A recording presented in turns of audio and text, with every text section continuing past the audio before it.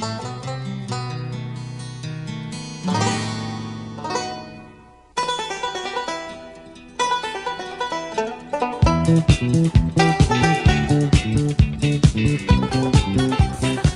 and welcome to another episode of the Cover Zero podcast, the show where I cover the least in the best way possible. I'm your host, Jason Wells. Today is July 31st, and guess what? Tomorrow, we have NFL football back. Preseason football doesn't matter. It's football. I am so excited to just see them put the pads on and just go out there and do what we all love. Do what we all love to watch them do. Will it be a good game? No. Will it be a great game? Absolutely not. None of the starters are playing. But again, it doesn't matter. Football is back. Football is back. I am so happy. I think the game, Bears-Texans, don't expect anyone to play. The Bears have already ruled out Caleb Williams. Tyson Bagent will be the starter for the Bears. On the Texans side, I have no idea who their backup quarterback is right now. But again, if you are a larger fan of the NFL and aren't just kind of like the week 1 to week 18 playoffs and whatever, there will be players to watch. Mainly NFL draft, younger players. It'll be exciting. Either way, football's back. We made it. Basically, either way. This episode, we are finally talking about 2024 football, starting off with the West Division preview, NFC West, AFC West, the two teams that met in the Super Bowl, the Chiefs and the 49ers, obviously being the big teams in those divisions.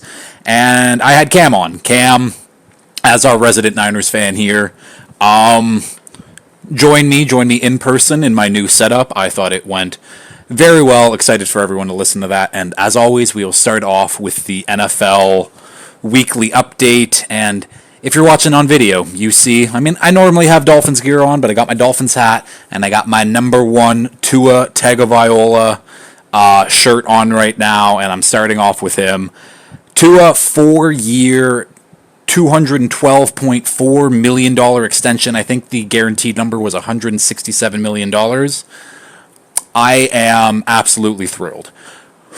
I thought that Tua could have, with the contracts that were given out this season to Goff and to Lawrence, that he could have asked for highest paid QB money. The fact that he's now, I think when he signed, he was 3rd, and then after Jordan Love's deal, who we'll talk about quickly, he is now 4th. I am absolutely fine with that. If you look at Tua's body of work over the past 2 seasons, statistically, he is top 5 in basically every major stat category you can think of.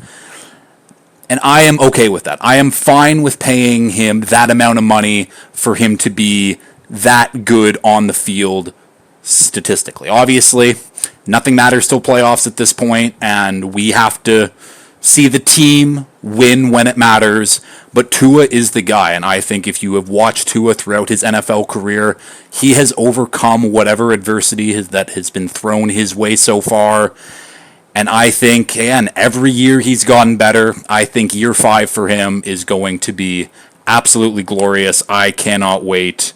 Tua is our QB for the future. I am thrilled. I'm thrilled. Jordan Love, I just talked about it. 4-year, $220 million extension, $155 guaranteed. That ties him with Joe Burrow and Trevor Lawrence at the top of the QB market right now at $55 million. I briefly touched on it last week when I thought that this deal was coming down the pipeline. Does he deserve $55 million? Does he deserve to be the highest paid quarterback? Absolutely not. But if you believe what you saw in the second half of last season, where Jordan Love was probably playing the best football or the best quarterback in football for that second half of the year, like that's arguable, but he was definitely a top 3 quarterback to finish off the season. And if you believe that that's what he could be and will be, you got to give him that amount of money. Because if you wait this season and he has another great year and the Packers make the playoffs and go on a little bit of a run maybe, that price tag is only going up. So obviously, they're banking that the Jordan Love that we saw for the second half of last year is the Jordan Love that they're expecting.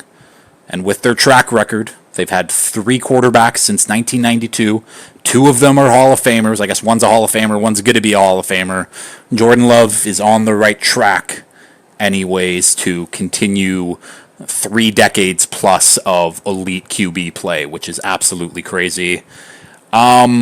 And I do believe in Jordan Love. Do I believe that he's best QB in football money? No.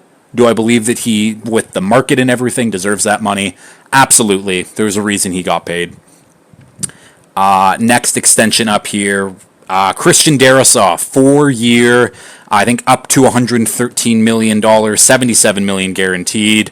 One of the better younger tackles in football, definitely a top 10 tackle in the league, and now the highest paid tackle in the league. The Lions got incredibly lucky with their Penei Sewell deal, who I think he signed like a 6-year $160. I think Darrisaw is now $4 million ahead of him AAV wise. And Darrisaw is fantastic. Again, I just said he's a top 10 tackle in the league.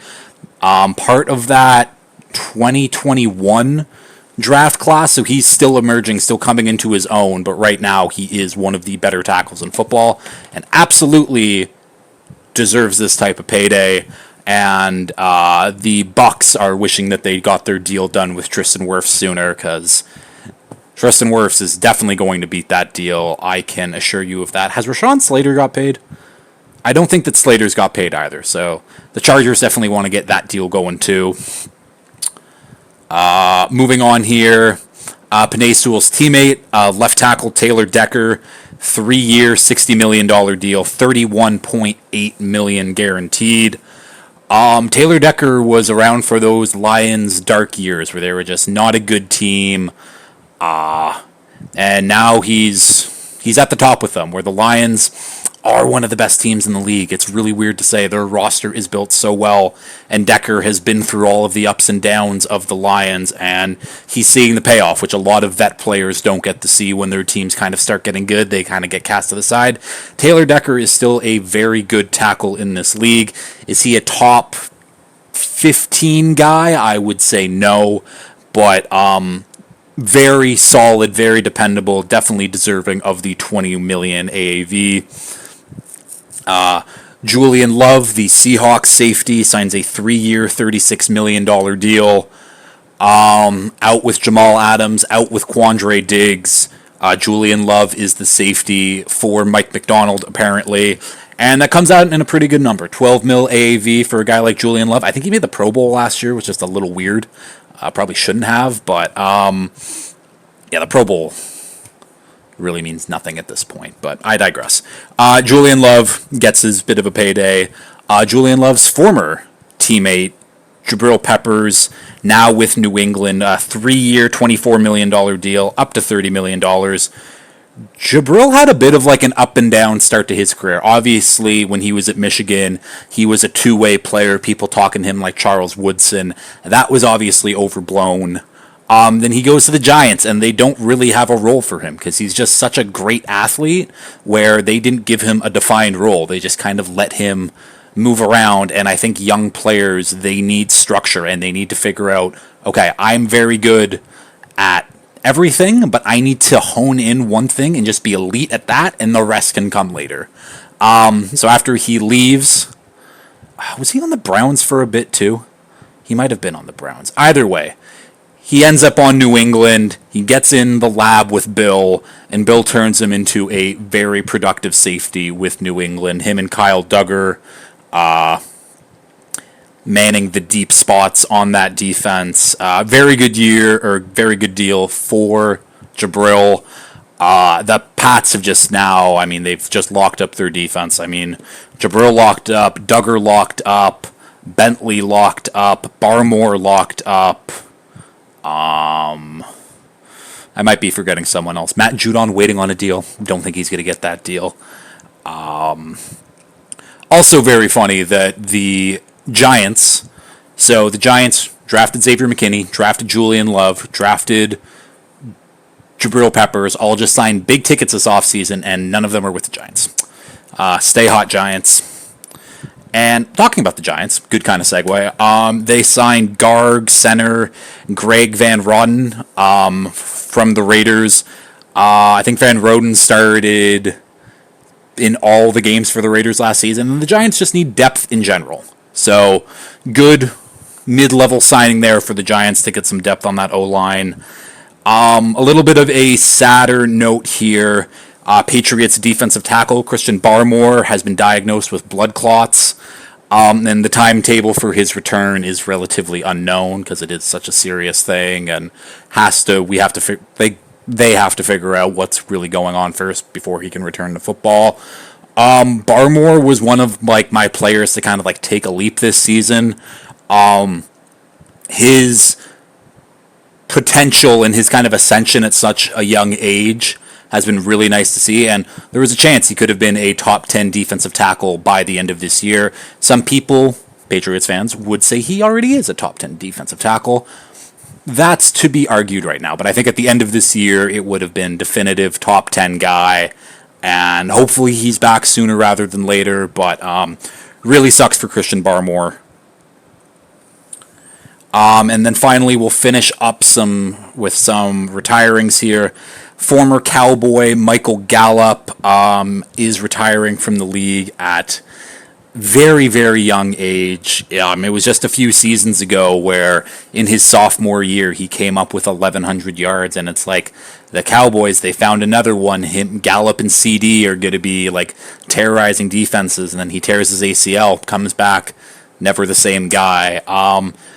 And it is an ACL injury is an injury that we often still we overlook now. I think ever since Adrian Peterson came back and won MVP and had the best rushing season I've ever seen with my eyes, anyways. That we're kind of it's not a serious injury anymore, and it is a serious injury. And for a lot of guys, they don't end up coming back the same again, and unfortunately for Gallup, that was the case. Still had a couple productive seasons, but never that 1,100-yard season that we saw in his sophomore year. He was signed with the Raiders, and then he's just no, I'm done. Next retiring here, we have former first-round pick Rashad Penny is retiring from the league. I believe he was with the Panthers last, was with the Eagles before that. Rashad Penny also had a bit of a weird career. First round pick by the Seahawks, where no one saw that coming. That was such a wild left field pick. That was when John Schneider was just not in his bag whatsoever, and where he had 8 bad draft classes in a row. Penny was one of them, but then in his third or fourth year, he started to emerge. I think he had back-to-back seasons where he averaged 5.5 yards per carry. But again, injuries caught up with him and was just never the same guy. It is funny, though, that 4 days ago he said that when I'm healthy, I'm one of the best guys in the NFL. 4 days later, he retires from the league. So, wish Rashad Penny the best. I thought he could have had a sneaky good year last year on the Eagles, but he didn't get the touches. And I thought that with the way this Panthers backfield looks, that maybe Rashad Penny kind of comes away as the lead guy. Obviously not anymore, but wish Rashad the best. And the final retiring and final note here, Hakeem Butler, former, I think it was a day 2 pick by the Cardinals, is signing with the Bengals. The reason why this is of note, Hakeem Butler most recently played in the UFL, which ended around the draft time, I believe. Maybe a little bit after that. I don't know. And he was a tremendous red zone threat, even a deep threat. His size profile, he's a big guy. He runs fast. And yeah, he was very productive in the UFL this past season, and he's kind of getting his shot again in the NFL. And he goes to a Bengals team where it's Chase. T. Higgins is on the franchise tag right now, so T is there. We get one more year of T, though. And then after that, it's kind of wide open. Trenton Irwin or Tyler Irwin, Yoshi, what's his name? Andre Iosivas, something like that. They drafted Jermaine Burton. What I'm trying to say here, though, is that the wide receiver 3 spot for the Bengals is up for grabs, and I wouldn't be shocked to see someone like Hakeem Butler make the most of his opportunities there. That's the NFL Weekly Update. Let's get into the division previews now with Cam. I'm just happy that we're talking about 2024 NFL football again. Okay, first in-person interview with the new setup. Hopefully this is better than Zoom. I think it will be, but Cameron, we got the NFC West on tap today, and you're the resident Niners fan, so bring you to talk about the division here. I'm repping the old school Seahawks Super Bowl champion shirt. Thank you for coming on and doing this. Any starting remarks before we get into it? No, everything's all good. I like the new setup. And no more robot voices. Yeah, honestly, that's honestly such a big thing, is just not having that bad connection constantly and having to edit it all out. We're doing the NFC West and AFC West today. We'll start off with the NFC, and we'll start off with the team that finished last in the NFC West last year, which is the Cardinals. Cardinals went 4-13, and we'll start off with, actually, I should probably say, so we're going to do a little bit of a 2023 recap. We'll go over the additions and the losses. We'll just talk about the team in general, the good, the bad, what we like, what we don't like. We'll give kind of a breakout player, an X-Factor player, or something to just look out for more than anything. And then finish it off with the over-under totals for the season. So, 2023 recap for the Cardinals. I think we both thought that the Cardinals going to last year were by far the worst team in the league, especially on paper, and especially with Kyler's injury to start the year. Exactly. Yeah. And they were bad. They were still very bad. Finished in the top 5 pick, but better than expected. Hung around in a lot of close games. We got to see the Pasternaut, Josh Dobbs, who I think is now your backup quarterback, right? He is. There we go. So got to see him look pretty good. Kyler came back. Didn't really matter. He's coming back from that injury. But I was pleasantly surprised by the Cardinals last year. Mm-hmm. I thought they could go winless. 4 wins. Either way, still not very good. Then we'll get into who they added. Added Jonah Williams over from the Bengals. Sean Murphy-Bunting. Bilal Nichols and Justin Jones to shore up the interior. And the notable losses, it's really just Hollywood Brown and DJ Humphries. Okay, so this 2024 Cardinals team. There's a lot to like. Actually, there's not a lot to like. Who am I kidding? They're building in the right direction. I'm a big fan of Jonathan Gannon, and I think that he has some more pieces on his defense now to work with. And the biggest thing, and I guess we'll get right into it, Kyler Murray is throwing the ball to Marvin Harrison Jr., and that should be huge. Yeah, absolutely. They should be better than last year, but I still don't think that they've done enough to take that next jump out of the basement. No. But like you said, they're still in a culture building mode. They're still trying to build up their defense and then eventually get to their offense. You know, it's all going to come together quite nicely for them in a couple of years, but I think they're still a couple of years away. Yeah. You have been a known, I wouldn't say Kyler hater, but you're not on the Kyler still can be a top 10 quarterback, right? No. Where I think that's kind of where our opinions differ on him, because I'm still in the belief that Kyler can be a very good quarterback. I just don't think he's had the team and the structure around him to truly build him. And I mean, when was the last time Call of Duty came out? Like, there's not a new one coming out in the fall that we have to be worried about? Black Ops 6. Oh shit, maybe. Okay, that's could be looking like a bad second half of the season then. But like this Cardinals offense anyways, I think the offensive line is still iffy. Like, they're hoping that Paris Johnson, who they drafted in the first round last year, takes another step. Jonah Williams is, solid vet, I guess. The interior is whatever. But Kyler is throwing to Marvin Harrison Jr., Trey McBride, James Conner running the ball, who has been very good, even though he's kind of underrated. They drafted Trey Benson. Michael Wilson was good as a rookie last year. They still got Greg Dortch, who is somehow shorter than Kyler, but I think there's a lot to like about the offense, but in terms of it mattering at the end of the day, Yeah. I don't think it really does.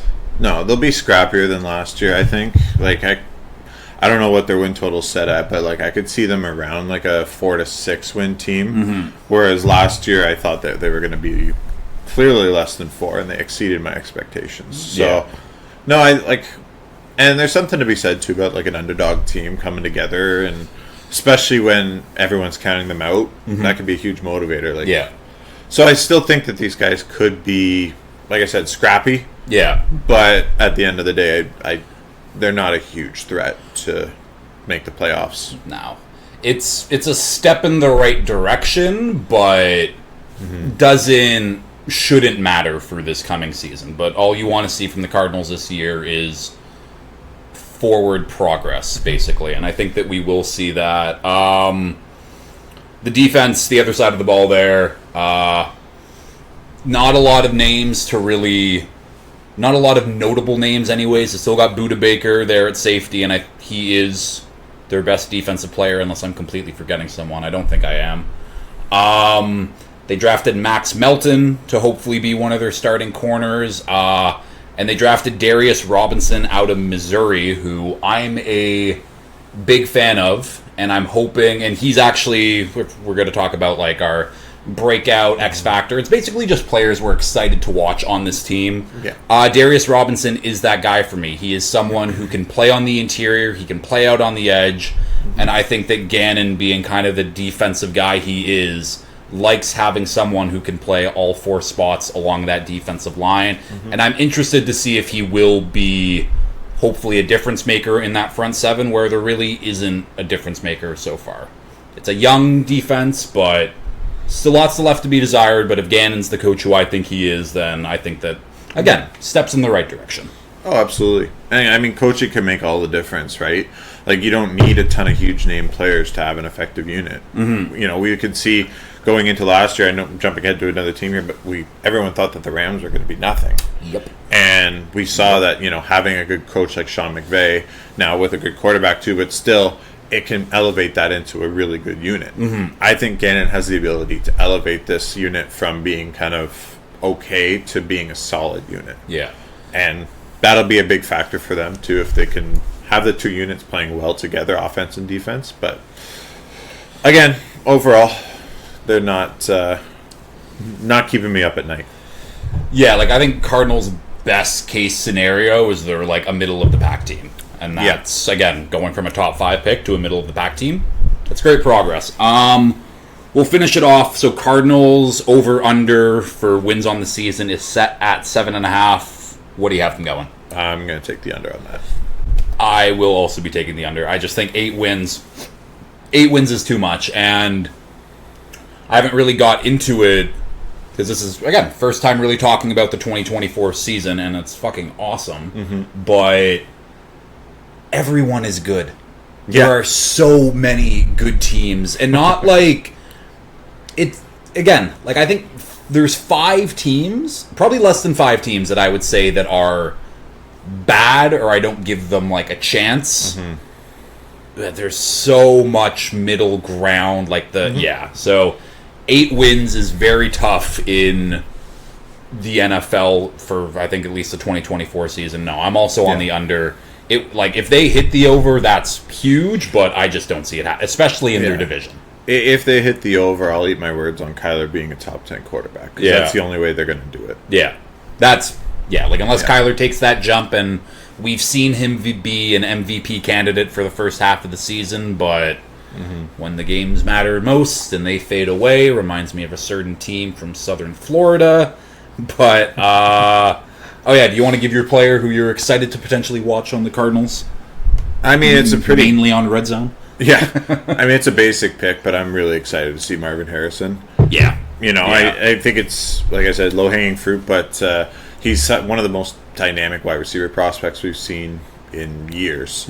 So just seeing him go to a team with, you know, not a complete nobody at quarterback, it should be an exciting connection for the two of them, and hopefully for every game except for against San Francisco, they ball out. Okay, we'll move on to the team that came third in the division, the Seattle Seahawks, 9-8. 2023 season, I think I can just basically sum it up is they just never got on the same page. It always seemed like they were disjointed, whether it be on defense or the offense. It just never really looked like it worked at the end of the day. Still a good team, just very underwhelming in my opinion. I'm pretty sure I picked the Seahawks to make my playoffs last year, and 9-8 still good, but it should have been better for that Seattle team. Yeah, you're right. But at the end of the day, I don't know. I don't see a lot I love about this year's team because I don't feel like they made any drastic changes to the team for this coming season. Well, we will get into that then. Notable additions, they added Rayshon Jenkins, George Fant, Jerome Baker, Laken Tomlinson, and Sam Howell. Notable losses, Pete Carroll, head coach, gone after many, many, many, many years. Also, I didn't know that he was the old Patriots head coach back in like the late 90s before like Bill got there. Interesting. Yeah, I found that out last month. But Pete Carroll gone, Jordan Brooks, Damian Lewis, future Hall of Famer Bobby Wagner back out the door again, and Colby Parkinson. Yeah. And I guess I should have mentioned in the additions, new head coach, and I guess we'll just kind of start it here. Ravens defensive coordinator Mike McDonald gets the head coaching job, bringing in his defensive scheme that has just been incredible in Baltimore over the last few years, and that scheme is just growing. We talk about coaching trees, is that defense that Mike McDonald has been running is going to a bunch of different places right now, and that's what I'm excited about for this team right now. This defense, I think, has so much potential that also... Oh, I should have mentioned for the losses, too. No Quandre Diggs, no Jamal Adams. Lost both their safeties. But yeah, that defense, I think, is still incredible. And you look at that front four, that defensive line, and a staple of Mike McDonald's defense is rotating those defensive guys in, having a bunch of guys who can play all over the line. And just on that interior, I'm trying to remember off the top of my head, but they got Leonard Williams, they got Jaron Reed, God, they got someone else who is good. They drafted Byron Murphy. The edges, Boye Mafe, who's been a solid young player, Uchenna Nwosu, who I think got hurt last year. The front seven, I'm a fan of. The secondary, Tariq Woolen, Devin Witherspoon. They just gave Julian Love a bigger contract. I just think that the pieces are there for Mike McDonald to make this a very good defense and turn it into a unit that wasn't very strong last year into a very strong defensive unit. Yeah, I mean, it's very possible. We'll have to see if he can make all those, get everyone on that same page in year one. And I mean, at the end of the day, though, as long as they've got Geno at quarterback, I think that defense is going to be on the field a lot more than they like to be. So I guess they'll get a lot of reps. That is the thing. And I'm not a Geno hater. I just think Geno is what Geno is, which is like a solid starting quarterback. He's probably the only quarterback in the NFL who's getting paid what he probably should be getting paid. Yes. But again, like you look across this, you look across that offense, DK Metcalf, Tyler Lockett, Jackson Smith and Jigba, Noah Fant still good, Kenneth Walker at running back. Yeah. Like the weapons are there, and they'll go as far as Geno takes them. And then I'll bring up their new offensive coordinator, Ryan Grubb, who was the Washington Huskies offensive coordinator, and he's basically working with the same thing that he worked with in college. Obviously, college and NFL, completely different games, but he had 3 big playmakers at wide receiver in college, and he made teams pay for it constantly, and we'll see if it works in the NFL, but he's got 3 very good guys to work with. Yeah. If that fails too, at least they've got a backup that's competent enough in Sam Howell. Yeah. Like, and Sam Howell's not a great quarterback by any means, but Yeah. he's still somebody that you could start without being overly concerned. Mm-hmm. You know, and he's a gunslinger. So with those weapons out there, honestly, he might be a better option than Gino at this point. But just get the ball out, get the ball into the hands of your playmakers, and let them do the fun stuff. But no, I don't know. I just don't see anything special about the Seahawks team unless that defense really does get transformed by the new coach. Yeah. I'm the also a hater.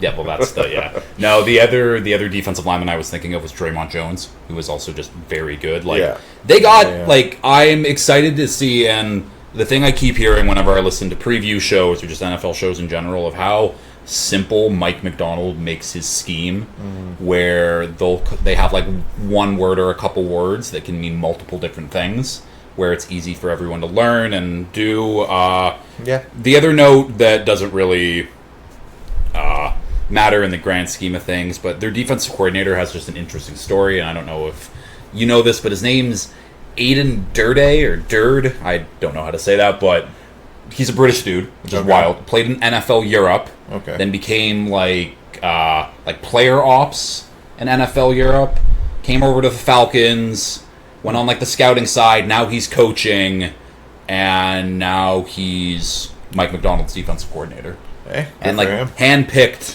dude to, like, no, they don't really have a connection, so cool story. But we'll talk about X Factor, breakout players that we are excited to watch on Seattle, and I'm sure that you have no one that you're excited to watch on Seattle this year.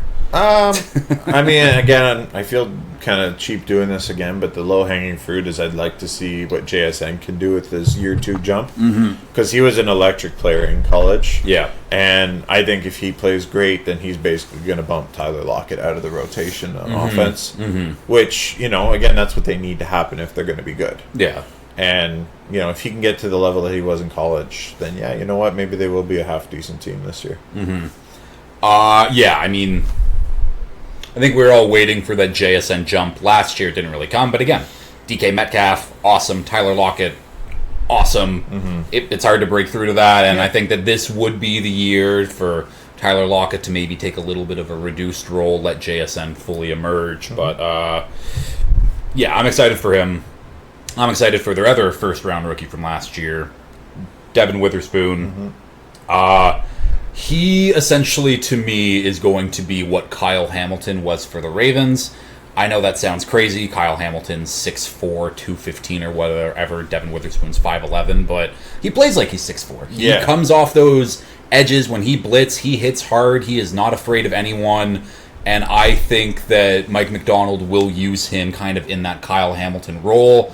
He's better in coverage than Kyle Hamilton. Yeah. Better in run support? Definitely not. But I think that Witherspoon has a chance to really emerge and separate himself as a top 10 corner in the league. Maybe getting into the top 5. That might be a little too much, but I'm excited to see what he does in this defense. And again, I think I was high on the Seahawks defense last year.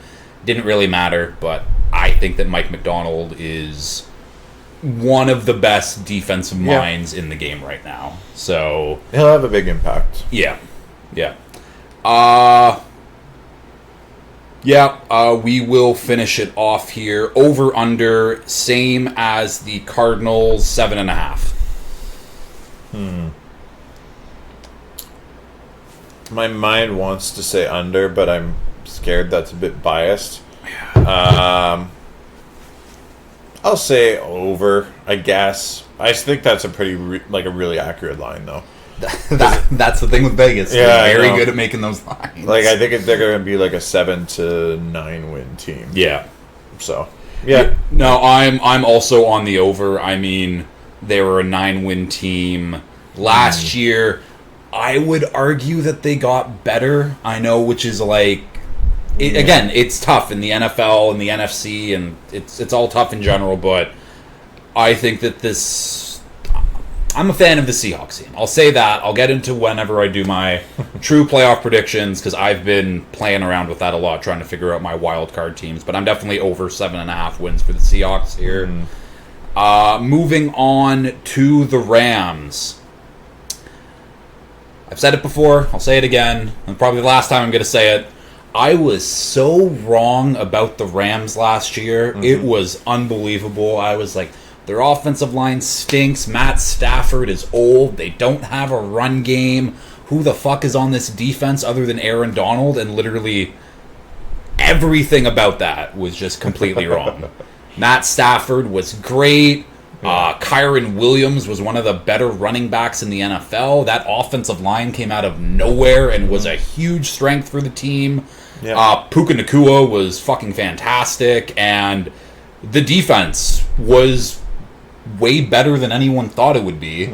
And those young guys played their asses off last year, and they ended up in a playoff spot.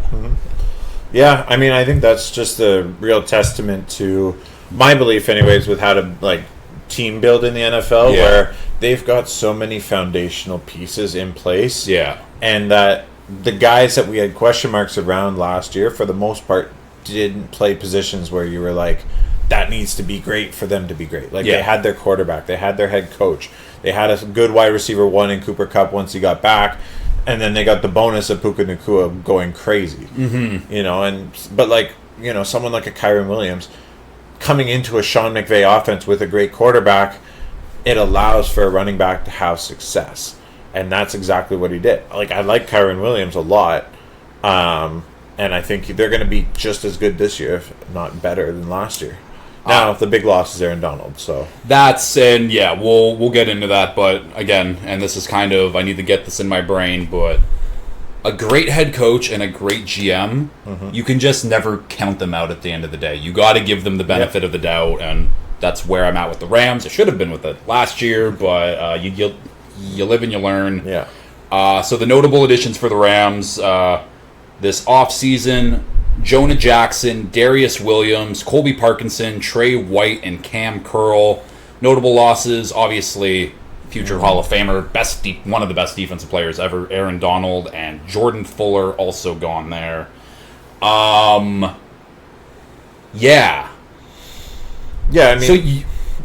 go. I was just going to say, replacing Aaron Donald is impossible. Yes. Like, and they shouldn't really be trying to necessarily replace that with one player this year. But I think that's kind of what a lot of their identity was last year on defense, was playing as one unit, not necessarily star players just balling out. And I think, you know, as long as they can get 80% of that production from Aaron Donald back from the guys that are going to be playing there, I think they're going to be just fine, and that offense will be... I think their offense has taken a step forward from last year, so as long as the defense can hold up their end of the bargain, they're going to be a great team this year. Yeah, and I'll start there with the defense, because the young guys who they had playing last year in with Aaron Donald, Byron Young off the edge was very solid. Kobe Turner in the interior with Donald. I think he ended up with 9 sacks on the season, which I think led rookies.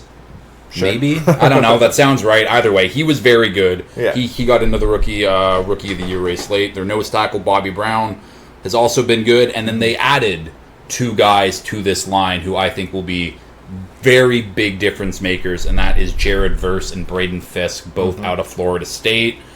And at the draft, when Verse was one of the ones who actually gave Fisk the call to be like, hey, we're teaming up again. I saw that. It was a great moment, and you could tell that they're just so excited to play together and already adding to this very good young defensive line group. Again, it's tough with young players. We don't know, like, you can have a great first year, come into some, like, some negative regression. The second year... But it's looking good. I mean, compared to when we were talking about last year, where I guess it's the same guys, but we didn't know who they were. And now we know who they were. We know that they're good players. Adding these other 2 young rookies who I both expect big things. The Rams' defense is shaping up pretty well right now. They're solid for sure. You know, and I mean, you do have to factor in something like where Kobe Turner getting 9.5 sacks or whatever he had. That will go down without having Aaron Donald. How many times is Aaron Donald getting triple teamed? Exactly. So, like, that's a huge factor. But at the same time, too, it's like if they go with more of the committee approach, where it's, you know, you're rotating 6-7 guys through that defensive line per game, everyone's fresh, everyone's hungry. They're, like you said, they've seemed to, like, they've got a really good bond on that defense right now. And I don't know, like, as much as it sucks that they're in my division, they're one of my favorite teams going into next year, to be honest. Yeah. I'm, and that's the thing. We'll get away from the defensive line here. You just talk about the secondary. That secondary, I don't even know who their corners were last year. I think Akello Witherspoon, who former Niner. Yeah. And he's okay. Yeah. He's like, again, but they bring in Darius Williams, who has been with the Rams before, has familiarity with their system. Still an above average corner, in my opinion. And then Trey White. Trey White's the other big name that they brought in. Obviously, Trey White's barely played football over the past 3 years, but he's better than the other no-name guy who they bring off the bench. It's at least, and you just hope he stays healthy and you hope he has a good season, but... And I mean, if not, you still have a guy that's been a true number one top 5 corner in the league. Yeah. And he can give his wisdom and experience to the younger guys on that team. Exactly. So it's an all upside play to sign someone like Trey White. He was one of my targets. I'd love to have gotten to San Francisco, but I think it's hard for me to find things I don't like about this Rams team going into this season. Yeah. And that was all talking about the defense, who we both like their defense. Yeah. Their offense is way better than their defense. Yeah. 100%. It's easily top 5 in football. Like, I think that's not like they're definitely in that conversation. Yeah. Like, it all depends on Matt Stafford and his health, but that's basically any offense. If your QB1 goes down, you're 100%. You're not good. And I think, too, like, a big reason why people were doubting Stafford into last year was his elbow injury. Mm-hmm. And that was a legit concern. Yeah. But now, it seems like last year, anyways, he put that to bed. Yeah. Like, and there's been no talk about any, like, lingering effects. So, to me, until proven otherwise, Matt Stafford is probably still a top 10 quarterback playing in one of the best offensive systems, surrounded by great talent. Yeah. You can never count that out. Yeah. This offensive line is very strong. They added Jonah Jackson in from that Lions defensive or offensive line, so that's just upgrade there. Puka Nacua, Cooper Kupp are just fantastic. Yeah. I think there's no other way 100% around that. Like, they're ballers. Yeah, like 2 top 10 guys, top 10 is so tough for wide receivers, but they're top 10 players anyways, whatever. They're both 2 guys that could be the number 1 wide receiver on a team. Exactly. That's a great way to put it. Yeah. And the running game is what I kind of want to talk about a little bit here, because Kyron Williams, so good after he came back from... I think he was injured to start the year, and then when he started the year, got hurt, and then came back. There we go. Yeah. Okay. And he was excellent, and they added another one of your boys, Blake Corum from Michigan. Yes. Who is also just great. Yeah. And I think that this lightens Kyron's workload a little bit, which if you're a fantasy player, you don't really like hearing that. No. But they should have... I think that Kyron's obviously still going to be the lead back, but I think like average like production numbers, it'll be very, very similar with like the yards per carry and stuff like that. They're just, I don't know, their offense was great last year, and then they just added more depth behind it this year. Yeah. And it's just, I don't know, sky's the limit to me on what this Rams team can do. Absolutely. And I mean, it helps that they finally had like a proper draft for once too to support this team. Like, they finally had a first-round pick in I don't know how many years, but since 2016 or something like that. Like, it's nuts. No, like you said, they just were able to find their star players last year, and now they've surrounded them with more depth, and that takes the load off of them a little bit in terms of, they don't need to be out there 90% of the snaps to have success. Yeah, and then they can be fresh in the fourth quarter when the game's actually on the line. Yeah. So I said it 3 times now, I think. They're one of my favorite teams coming into this season. Yeah. And I think for good reason. Yeah. Talk about players that we're excited to see. I'll go back to that defense, and I'll talk about one of their edge rushers from last year, and that is Byron Young. I thought that he flashed a lot last year, and he was the really only outside pass rusher that they had. Now they're adding in Jared Verse, and I think it frees up a little bit more. Obviously, the loss of Aaron Donald is huge, but I think that Byron Young can assert himself as that guy in the unit to be like, okay, Aaron Donald's out. I'm going to take the lead, and I'm excited to see what he can do this year. Yeah, no, absolutely. And I'll probably stick on that defensive line as well as having. You could take your pick between Jared Verse or the other Florida State kid. I'm drawing a blank on his name, but Fisk. Yeah, Braden Fisk. You know, having those two players, it's like we were just talking about. It's the first time the Rams have had a top young prospect coming into their team for a while, and I'm excited to see what he can do on its defensive line that's already very solid. Mm-hmm.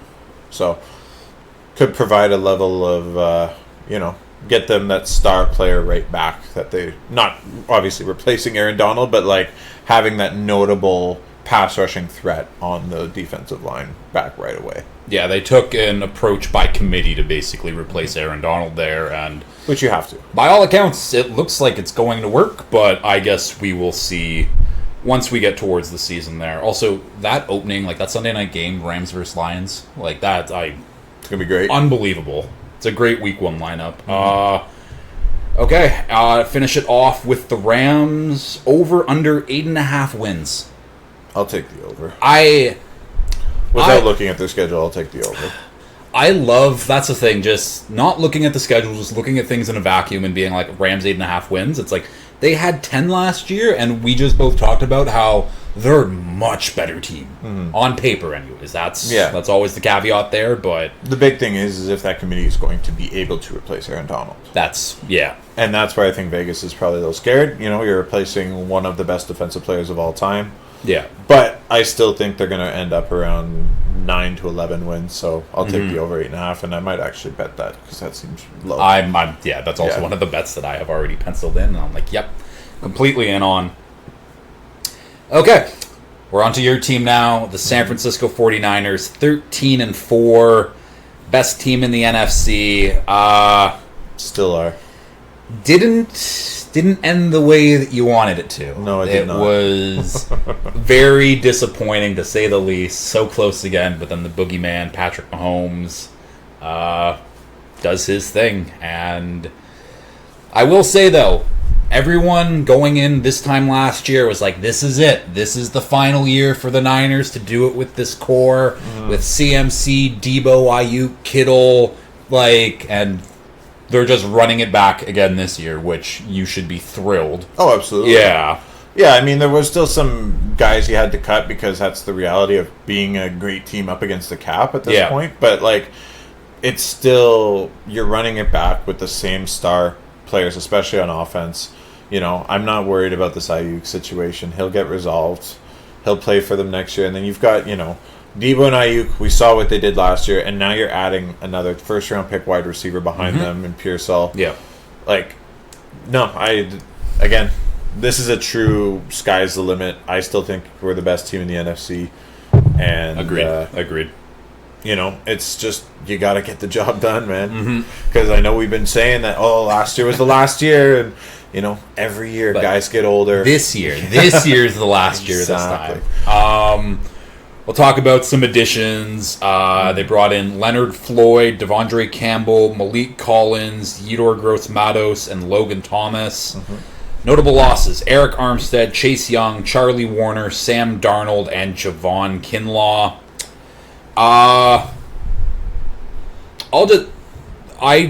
This team is better, in my opinion, than last year's team, which is crazy to say. But I think you got better depth at the skill positions. I think that your defensive line, even though Eric Armstead is a huge loss, but I think that defensive line improved a little bit. I'm a huge fan of Leonard Floyd, being that new. He's the starting edge opposite Nick Bosa, right? Yeah, they're gonna go with a bit more of a committee approach, but Floyd will probably get half the reps at that. And then everyone else will fill the other half. Yeah. Bringing in Devondre Campbell, and Dre Greenlaw. I think he's on track to be play relatively early. Yeah, he won't be good for week 1, but probably by mid-October. Yeah. Okay. So, and you guys run 3 linebackers a lot anyway. So when those 3 guys are going to be on the field, that'll be a lot of fun. Logan Thomas is just a backup tight end. Is just the they've been looking for a solid receiving threat behind Kittle for a long time, and if Logan Thomas can stay healthy, then he's going to be a great complementary piece. They're not going to ask him to do everything that Kittle does. So, it'll be good. Yeah, and I think that one of the biggest things, which not a lot of people, I think, have really talked about, and again, we're just about to get to the preseason this week, which, how great is that? Hall of Fame game on Thursday. But Brock Purdy has a full offseason healthy under his belt. 100%. Brock Purdy was fantastic last year. Yeah. Go. Oh, no, I was just going to say, I think the big thing, too, with this offseason that's going to really help the team is that last year there was still so many question marks around Brock Purdy. Because was it a Jeremy Lin type run, or is he a legit guy?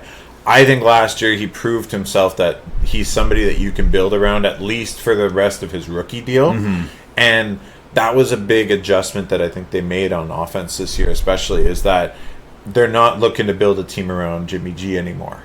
They're looking for a guy that's pushing the ball down the field, that's opening up possibilities with his legs more than Jimmy. Yeah. He's not Lamar by any means, but he's still mobile enough to extend plays. Yeah. And for a Kyle Shanahan offense, that's what you're looking for.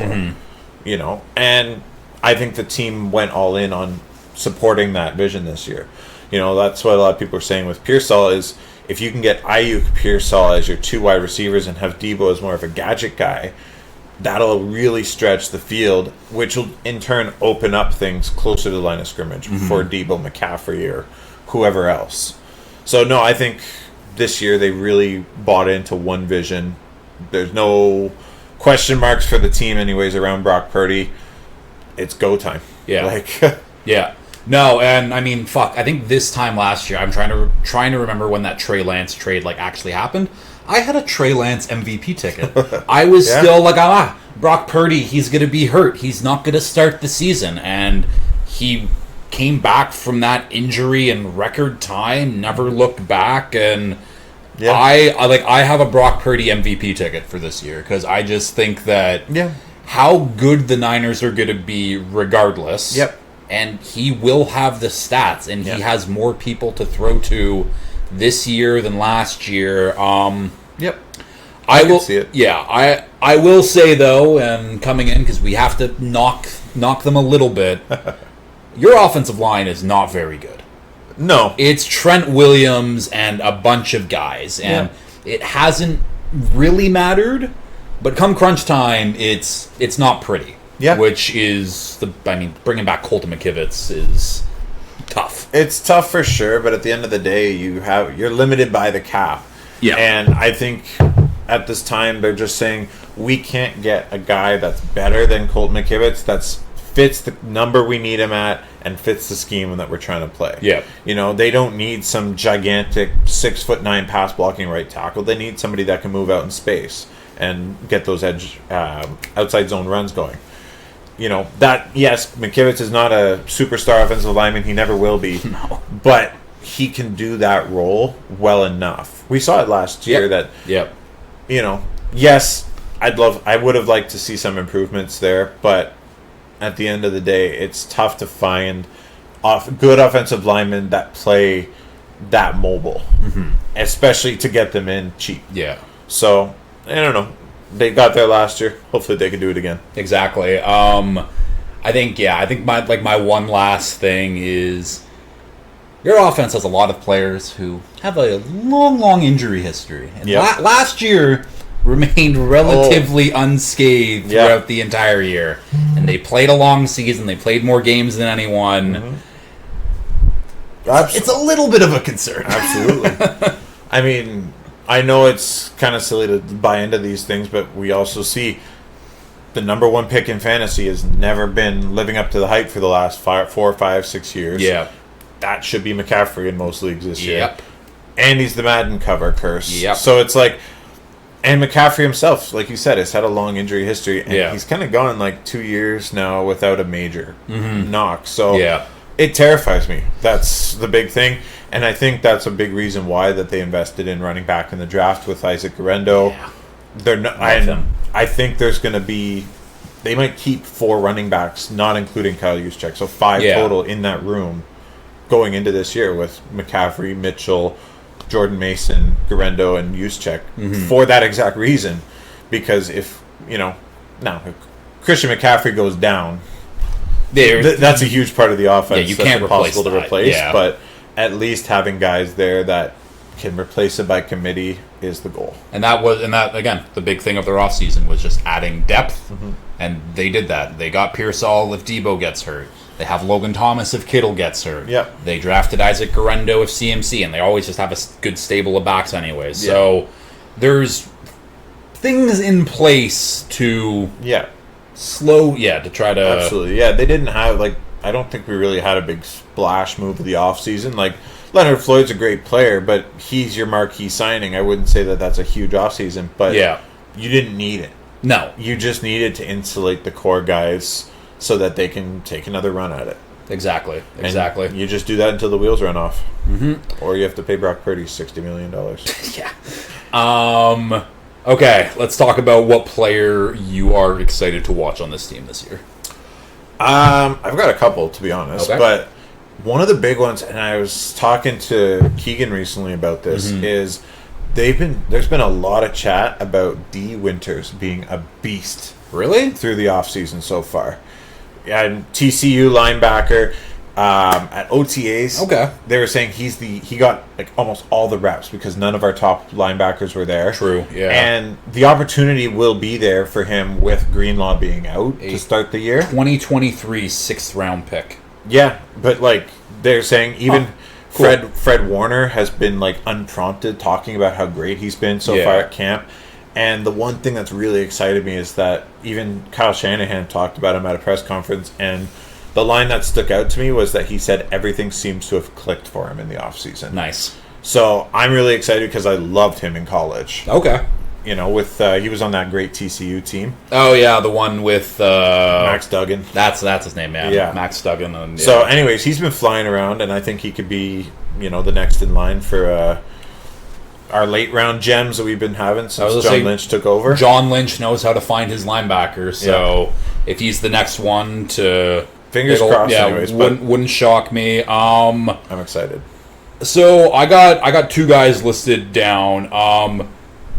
Jair Brown, your starting free safety. I think that he is a candidate to take that next step, to take that leap, and be kind of oh no, he's really fucking good. Absolutely. The other guy is someone who you traded for, Malik Collins, over from the Texans. Obviously now on the Niners now, but Armstead is a big loss. And who's your defensive line coach? Chris Korchak? Yeah. Something. Yeah. What he does is he just takes guys who has a lot of talent and gets the absolute best out of them. And I think Collins has the ability to take a big leap for the defense, and they're kind of banking on that he does. Cause absolutely. I don't know, other than Javon Hargrave, I don't know who. I mean, I have the literal depth chart right in front of me. No, I think the starters is going to be Jordan Elliott and Kevin Givens are the backup D tackles. Yeah, I mean, nobody knows their names, but they've been around the team for a long time. Exactly. Yeah, they're solid, but no one cares about them. Yeah. But no, I'm excited for the D-line. I think that would be an area that they might look at beefing up a bit at trade deadline time.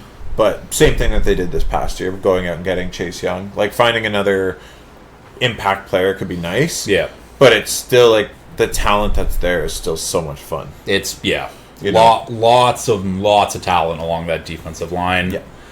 And finally, to close it off here, over under 11.5 wins. I'm going over, of course. You got to go over. I'm also going over. 13 wins last year. They're just as good, if not a little bit better, on paper than they were last year. Yeah, I mean, schedule's going to be tough, but it is what it is. Yeah. No, one of the thoughts that I had recently, where I think that everyone is so close together right now that you're not going to see a lot of the 14, 13 win teams. I think that the range to get into the playoffs, basically for everyone, is going to be 12 to 10 wins. Yeah. And if you're in that range, you should make it. And even if you get to 10 wins, you still might not be good enough. It's going to be a very tough year. But yeah, I'm completely on the over 11.5 here. 15-2. Yeah, to me, if the Niners get 11 wins, that is a disappointing season and something went wrong along the way, or a big injury, or Going to be fun to find out. Yes, sir. Okay. Moving over to the AFC West here, starting off with the worst team in the division, the Los Angeles Chargers, 5-12. They stunk and were just hurt everywhere. There was nothing redeeming about this Chargers team from last year. Yeah. It was bad from start to finish. The Raiders scored 60 fucking points on them with Aiden O'Connell throwing the football. Disaster of a season, and I don't think that there's any other way to really look at it. How much fun are you having bashing the Chargers right now? Well, love you, Bills. This might be my last year to bash on the Chargers, because we're talking about teams going in the right direction. The Chargers, I think, are absolutely going in the right direction right now, and I guess I'll just get right into their notable additions, starting off with head coach Jim Harbaugh. Mm-hmm. I almost messed that up. Jim Harbaugh, they brought in the Ravens running backs with J.K. Dobbins, Gus Edwards, and then Christian Fulton, Denzel Perriman is back. Bradley Bozeman and Bud Dupree. Mm-hmm. We want to talk about losses. They lost a lot. Keenan Allen, Mike Williams, Austin Eckler, Gerald Everett, Kenneth Murray, not really a loss. Austin Johnson, Michael Davis, and Eric Kendricks. Yeah, that's a big loss of talent. I'm okay. You've obviously been seeing a lot of media guys are penciling in Chargers as a wild card team. Watch out. I think that's ridiculous. Yeah, I don't see that this year for sure. It's again building in the right direction. I think Harbaugh is an absolute home run hire. Mm-hmm. He just gets it. Yeah. In one way or another, he just gets it. He gets people. He gets football. You got to be both. You got to get both to be a great head coach. Yep. And I think that he's molding that team in the shape that it wants to go. Are they even close to being there? Yeah. Not at all. I don't. I love. It's crazy to me. I love Jim Harbaugh, but he doesn't come in and hit the ground running very often when he joins a new team. Yeah. You look at, it took him a year or two to get things going in San Francisco. Went to Michigan. Granted, Michigan was in a pretty bad spot when he took over, but it still took him 3 or 4 years before they were a true college football playoff team. Yeah. Now the Chargers the good thing is that they're going to have their coach and quarterback figured out, which is like we talked about with the Rams, step one in any rebuild. So they've got that, but at the same time, they're in year one of a rebuild. You know what I mean? It'll be a fast rebuild, I think, because you have a great quarterback, but the talent is just not there yet. Yeah. And it will get there, and Jim Harbaugh's going to build the team in his image that he wants to do, a power run team, which is going to be really exciting when you've got the kind of arm that Justin Herbert has to complement that. They're just, like I said, they're not there yet. And no. It's going to be a year, maybe two, before they're a consistent playoff team, but I think they will get there. Yeah. No, and that's kind of where I'm at. It's not this year. Yeah. Next year we can start talking about, okay, the Chargers can push for the playoffs, but you want to tell that they add guys. Yeah. But you want to tell me a team that has J.K. Dobbins and Gus Edwards penciled in as the running backs. They drafted Kamani Vidal, who he's showing up in training camp there, but Lad McConkey, Quinn Johnson, Josh Palmer, DJ Chark doesn't inspire a lot of confidence whatsoever. The offensive line, I Slater, Joe Alt, you have your building blocks at tackle. The interior, little weak, but it's manageable especially if Alt ends up being like that guy, which he should be. But it's just not this year, and I think that's the point that I gotta hammer home. Not this year, Chargers fans. Next year, sure. This year, you just, again, steps in the right direction. Get this year one under Harbaugh, and then Greg Roman as the OC. Get that running game going. Get those big uglies on the offensive line blocking their asses off. Like, it's, again, next year. One thing I'll say something positive about Justin Herbert. He is an athlete, and he is mobile and just does not do it. I think that with the way Greg Roman runs his offense, I'm not saying he's going to be like a Lamar Jackson and he'll have a 500-yard season or whatever, but I think this is going to be the year where we see Herbert use his legs more than any year that we've seen him in the NFL so far. Absolutely. So, which I think that's a big plus. He should be using his size and his mobility as a strength of this team, and I think that they will. And it's the same thing that's gone on every time Harbaugh's gone to a new team, where he builds that team up, but they don't really take that next step until they get a little bit of mobility out of their quarterback. Exactly. You know, like, they were a great team with Alex Smith at quarterback with San Francisco, but then Colin Kaepernick came in and was just an electric player for them. Mm-hmm. And then they went to the Super Bowl, and then they went to the NFC Championship game. Like, that's kind of what got them to that next level. Same thing in Michigan. They had a lot of kind of awkward quarterbacks. You know, you had your Shea Pattersons and however many other guys I'm drawing blanks on right now. Shea Patterson, Saskatchewan Rough Rider currently. Legend. But it wasn't until they got J.J. McCarthy, who could at least move around and extend plays with his legs, that really brought them to that national championship level. Exactly. And I think it's going to be, you're not going to wait for the next quarterback after Herbert with the Chargers, but you got to get Herbert to play more mobile if they're going to have success with this scheme. Also, because I'm just looking at the depth chart here, Ben Mason was the Michigan fullback, right? Yes. So he's the Chargers fullback, which I didn't know. So that's fun. Yeah. But I fully trust Harbaugh's ability to build this team up, and I think he's hitting the ground in a great spot. Yeah. Just not this year. And it was what I was kind of saying for them all offseason is build in the trenches first. Everything else will come later. I do like Ladd McConkey. Mm-hmm. I think he's good. I just don't think he'll be a true number one receiver in the league. No. But he could be Justin Herbert's favorite target. So fantasy-wise, that means a lot. Yeah. We'll talk quickly about the defense here. Like, sure, they just basically ran it back essentially from last year with Joey Bosa and Khalil Mack. Mm-hmm. Khalil Mack is still excellent. I think he had 15 sacks or something like that. He had a lot of sacks. Joey Bosa, I think, is past his prime. I don't think that we're going to be seeing top 10 pass rusher Joey Bosa anymore. I think he's still solid, still above average, but I don't think that we should be expecting an all-pro Joey Bosa anytime soon. Especially now with his health concerns. But you know where he would look great? Opposite Nick Bosa in San Francisco. Fucking hell. That... it could happen. Absolutely. That would be crazy.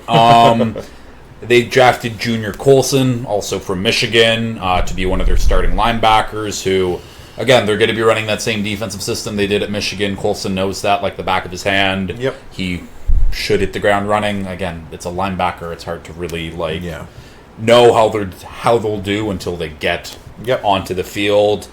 And other than that, I like Asante Samuel. I don't think I think he had the potential to be a number one corner. I don't think he's there yet, and I don't think he'll get there. But still, a very good, a very above average corner. Absolutely. It's a weird way of saying that, but they still got Derwin, who is still great. He's not the Derwin that we saw from a few years ago, but he's still very good.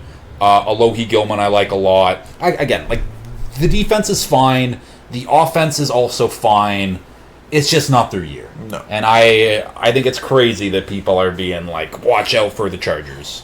Especially with just how good the AFC is in general. I just think that there's certain areas that they're lacking that won't let them get to the wild card level. There are too many holes that you can pick out on the Chargers right now for you to be confident in them in a playoff team, in my 100%. opinion. But no, I think I kind of just made a joke about it, but I think the smart thing for them to do would be to go out, have a great year, let Harbaugh kind of instill that culture in the team. Yeah. And then at the deadline, maximize the draft picks for some expiring players like Bosa. Maybe even trade Mac too. Like, you got really nothing to play for. Yeah. And you can find that next stud with a top 10, maybe. No, I wouldn't say top 5, but top 10 pick in the draft this year will go a long way towards that rebuild. Yeah.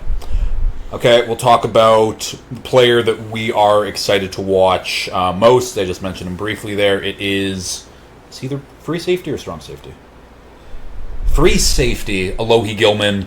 I think this is the year where it's kind of a passing of the torch moment, and I think that Gilman will be the better safety between him and Derwin by the end of the year. I think that he has been great, very underrated. And again, it's tough to know. There's so many names in the NFL. There's so many good players, but Gilman has been on the quick rise over the last couple years. And I think that, by the end of this season, I think that he will be their best defensive player, which I think is a little nuts to say, but I do like him a lot. I'm excited to watch him. That's a hot take for sure. Yeah. But, I mean, I like the player too, so it should be fun.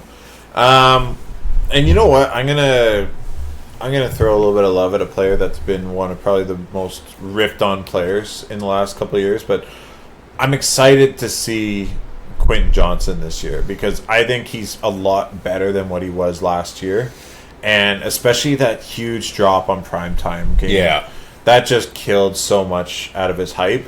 But, I mean, this was a player we saw dominate with TCU. Yeah. And he was so much fun to watch. And now he's going to get a ton of opportunity that if it doesn't work this year, it's never going to work. Yeah. And I'm willing to bet on him to at least establish himself as a good wide receiver in this league. I'm happy you brought him up because, I feel the same way. And watching that Chargers offense last year and seeing what QJ did in college, where get the ball in his hands, he can make plays. Now, when they tried to do that, he did have a touch of the drops. It is what it is, but you have to scheme him touches. And they just flat out did not do that. They put him on the outside and was like, okay, go be an X receiver, go be the number one guy. And that's just never who he was. 100%. And this is, again, he has the chance this year with no one in front of him, basically. It's like that depth chart will get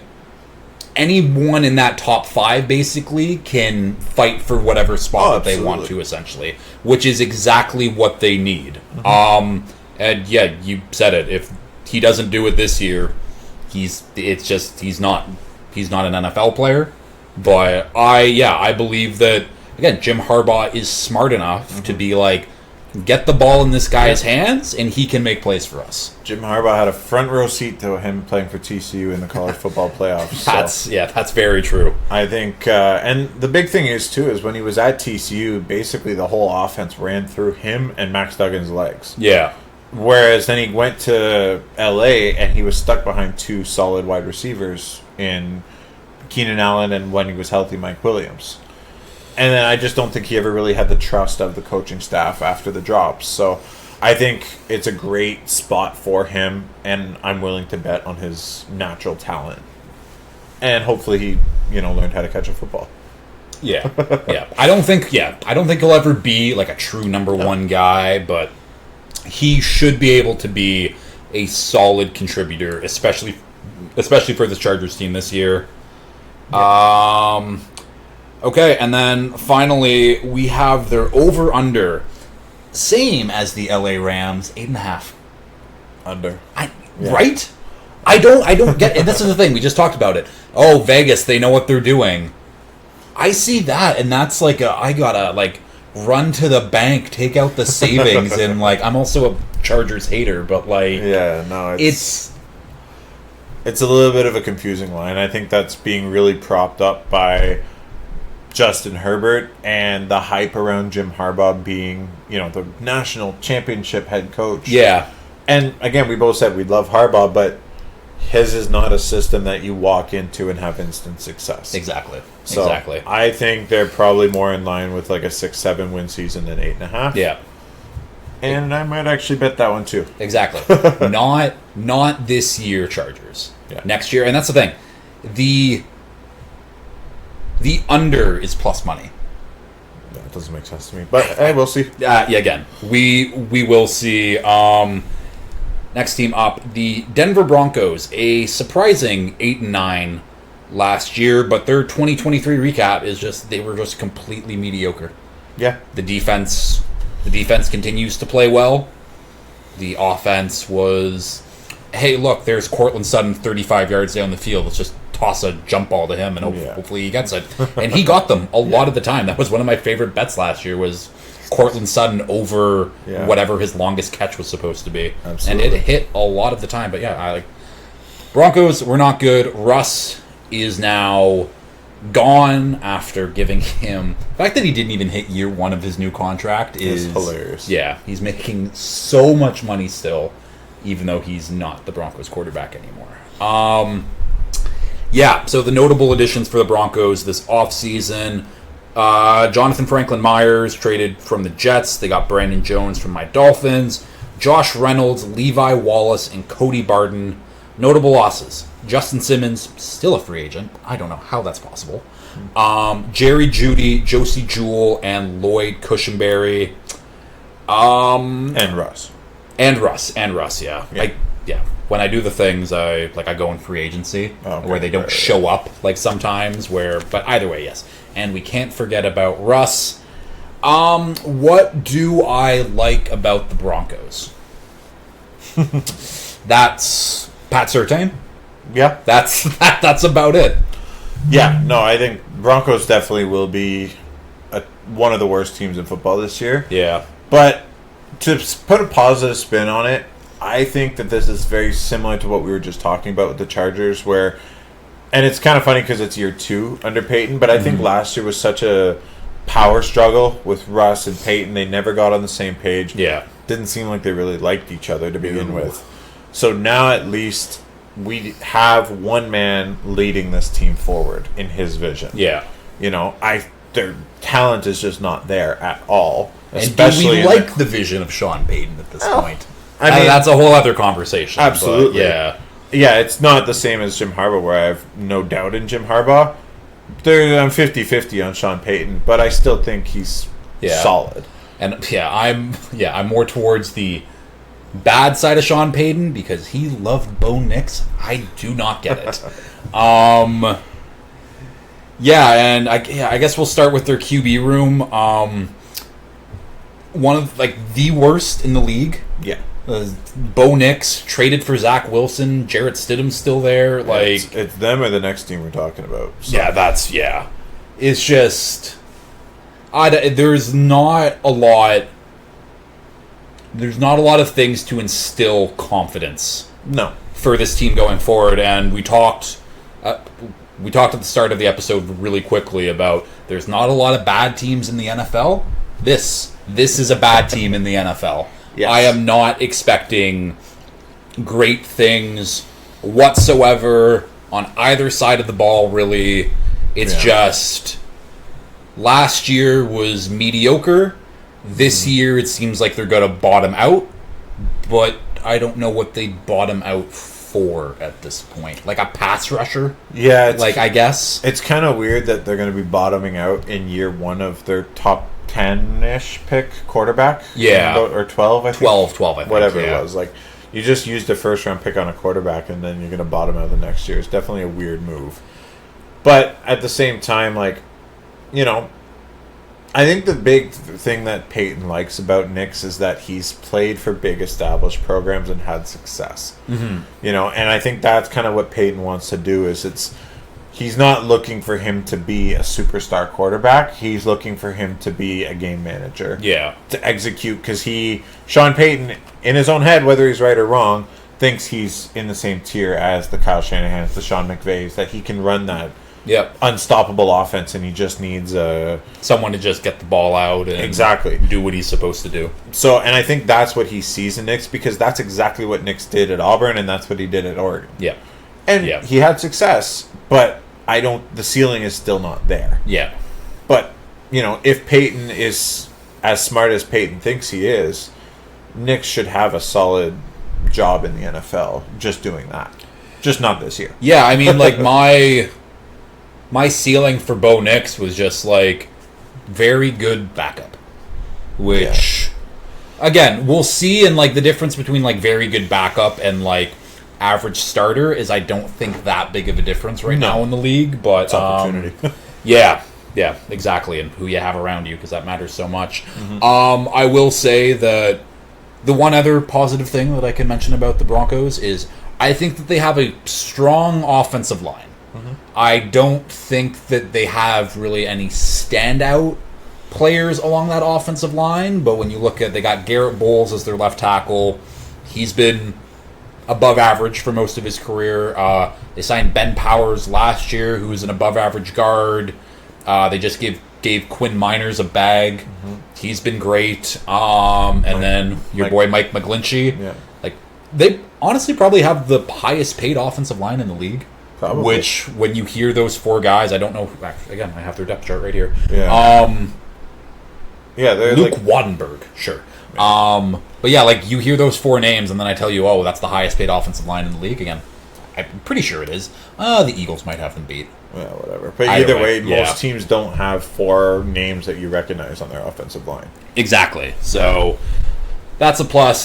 The defense is, again, it's Pat Surtain and a bunch of, like, league average guys, maybe a little bit better than average, but, like, it'll be okay. Yeah. I just also don't, especially on defense, I don't think the coaching is going to be there to elevate that unit. No. So. No. But they'll be able to scout the top of the draft this year and hopefully get an impact player. Exactly. Okay. Talk about who are we excited to watch on the Broncos this year, Cameron? That's a great question. Yeah. If you don't have one off the top, I can just go. Go ahead. Let me think. Marvin Mims Jr. Oh, there's a good So one. he was their kick returner, punt returner. He flashed on a lot of plays, and again, this wide receiver room is completely open. It's Cortland Sutton at the top, who I think is going into the last year of his deal, and then a bunch of nothing. I think Marvin Mims is probably established as the number 2 right now. They drafted Bo Nix's boy Troy Franklin in the 4th, and that's it. So I think Mims has a big opportunity as a wide receiver 2 this year, but also with the new kick return rules, has a chance to establish himself as a playmaker there. But that's who I'm excited for, because again, there's not a lot of players to really be excited about on this team. I don't know if I've got one specific player for the Broncos. Yeah. But for better or worse, I'm kind of excited just to see how that quarterback room plays out. Because it's either going to be like a crazy comeback story or prove someone wrong if we get like a redemption arc out of Zach Wilson somehow, or Bo Nix proving everyone that he can be a starter in this league. That'll be fun to watch. Or it's going to be spectacularly bad and hilarious to watch. Either way, it'll be entertaining. That's my one thing, where if Bo Nix starts week 1, I don't know if you can pull him the entire season. Yeah, if he comes out as your starter, that would be, and it doesn't matter if he's disastrously bad, because if he's bad, I don't think Zach Wilson's going to do any better. Jarrett Stidham might do a little bit better, but that's because he's been in the league for like 7 years at this point.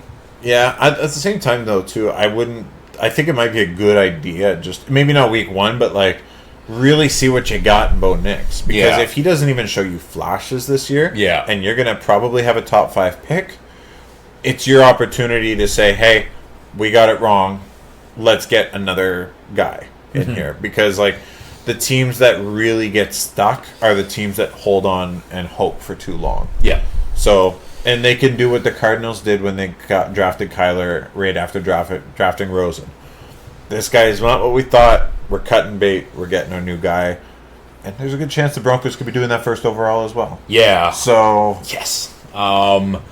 Because their over-under win total for the season set at 5.5. That is one of the lowest ones you'll see. I think only the Patriots are lower. I think the Patriots are set at 4.5. That must be fun for you to say as well. A lot of fun, actually.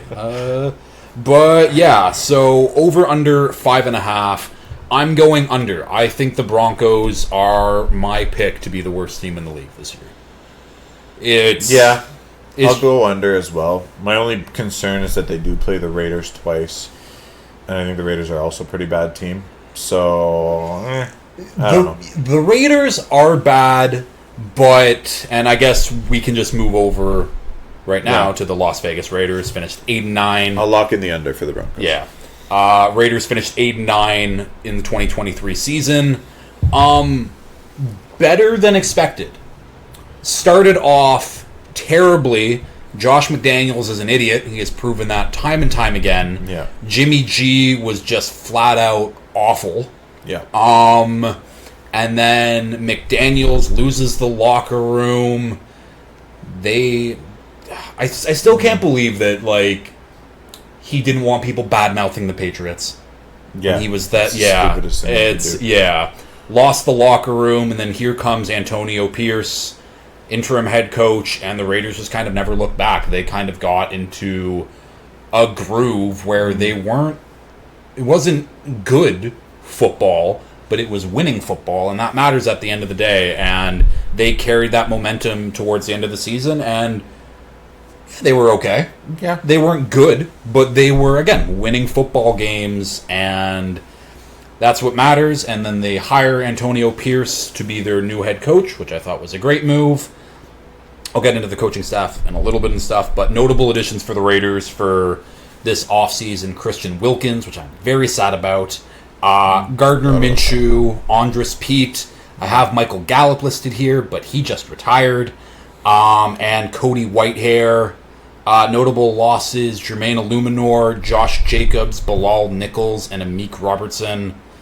So I'll just get back into my point here. This Raiders coaching staff and who they brought in to kind of, like, lead the charge. I thought Antonio Pierce was a great hire, especially after them kind of doing the same thing with Rich Bisaccia? Yeah. Yeah, where he should have been the hire, and then they bring in Josh McDaniels, didn't work. Mark Davis realized, let's say, okay, I'm going to give my interim head coach, who the locker room loves, his role, and I think that Pierce will be a better head coach than Bisaccia would have. Yeah. It's hard to know, but after that, I hate everything that the Raiders did with their front office and their staff. I thought Antonio Pierce was great, and then they hired Tom Telesco, the old Chargers GM, who couldn't assemble a team. Yeah. It's just couldn't put a staff together, and it's just, okay, he's been around the league for a long-ass time, sure. They brought in longtime Bengals head coach Marvin Lewis, who been around the league for a long time. Track record is just like, okay, you were a good head coach, doesn't elevate a ton. Yeah. Luke Getsy, the Bears offensive coordinator, who I thought he was bad. He didn't do the things that works with Justin Fields, and that's what killed me, because the Bears 2022, you could see that offense, okay, they kind of figured it out, and they went right back to what didn't work at the start of 2023 and the end of 2023. The Bears offense looked a little better.